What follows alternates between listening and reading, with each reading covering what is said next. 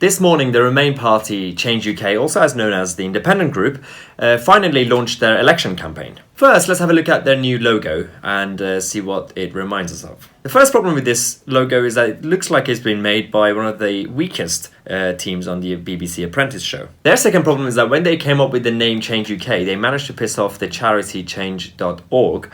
And now with their new logo, they have somehow managed to piss off another charity, Living Streets. So how did the launch go exactly? Well, not great. We're here today with a very simple message. If you're fed up with our broken politics, join us, get involved, and let's change it together. This was a question from one of the supporters during the launch.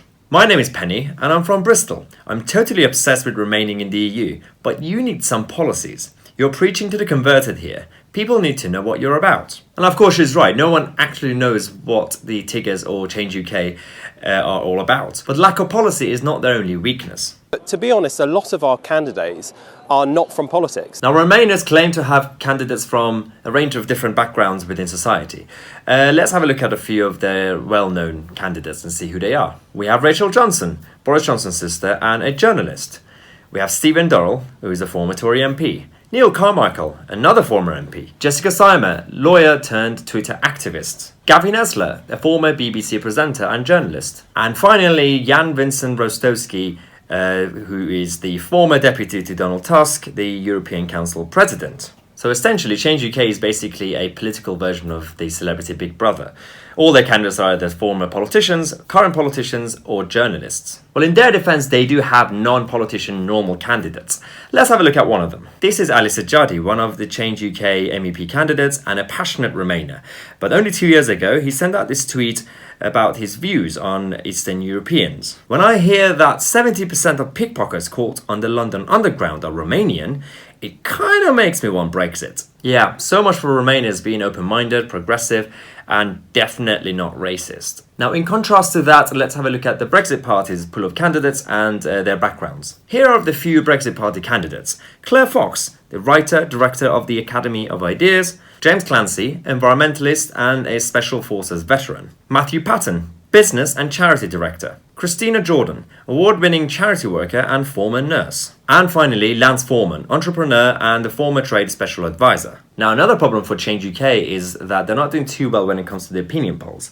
The reason the Brexit Party is leading, the reason the Lib Dems and Change UK are struggling to even be heard, is because there's no appetite in this country for Remain. Almost all Brexit voters are still Leavers.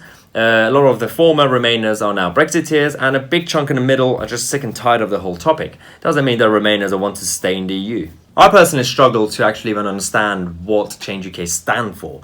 They keep saying they want to change politics and they want the whole system to be different, including the governing party in Parliament. Yet, only this morning they said that they would not vote against Theresa May's government in a no-confidence vote. So it's slightly confusing what they actually want. But the one thing we already know is that they clearly don't want change. They are pushing for the status quo because most of their leading candidates are, and the people in charge, are from the establishment. Whilst the Brexit Party and even the Conservative Party are selecting candidates from various ordinary backgrounds, the Remain parties, Lib Dems and Change UK, are still stuck with the same names, the establishment names, the people who are in position of power. Also, to end this video, let's have a look at the progress they've had when it comes to their branding. They started as the Independent Group, whilst being against independence for the United Kingdom. Then they turned it into Change UK, whilst being against any change to our current EU membership. Now they're calling themselves Remain Alliance, whilst being against working with any other Remainers.